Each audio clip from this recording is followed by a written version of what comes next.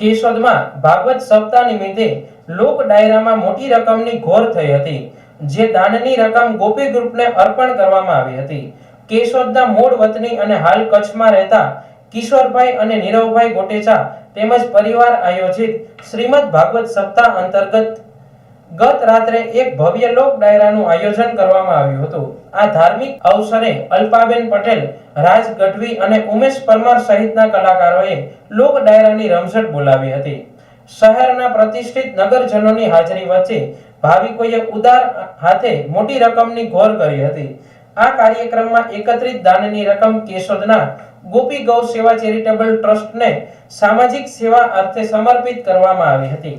આ દાનની રકમનો ઉપયોગ ટ્રસ્ટ મિલકત તરીકે પ્લોટ ખરીદીમાં કરવામાં આવશે. ગોપી ગ્રુપ દ્વારા વર્ષોથી ગૌ માતાની સેવા, જરૂરિયાતમંદ લોકોની સેવા, વિવિધ સ્થળે વોટર કુલર અર્પણ કરવા જેવા સેવાના કાર્યો કરવામાં આવી રહ્યા છે. તેમના ભગીરથ કાર્યથી શહેરની જનતાને 2 નવી એમ્બ્યુલન્સ અને 1 મુક્તિરથ ભેટ મળ્યા છે. ઘોર તરીકે મળેલ દાનની રકમ પ્લોટ ખરીદવામાં વપરાશે.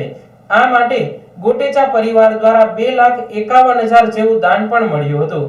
લોક ડાયરામાં વાઘ બકરી કંપનીના ડિસ્ટ્રીબ્યુટર દ્વારા રાત્રિ દરમિયાન ભાવિકોને નિઃશુલ્ક ચા પીવડાવવામાં આવી હતી. કેશોદના સેવાકીય ક્ષેત્રે ગોપી ગ્રુપ એક પ્રેરણારૂપ ઉદાહરણ પૂરું પાડે છે.